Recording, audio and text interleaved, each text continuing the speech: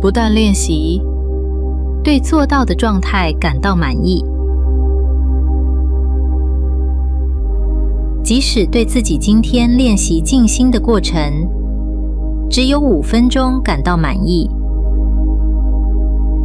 我们明天也要再重新开始，不断练习，无论明天比今天做得好，做得不好，都无所谓。就算历经艰辛，也要不为所动地持续练习，此乃累积成波罗蜜的由来。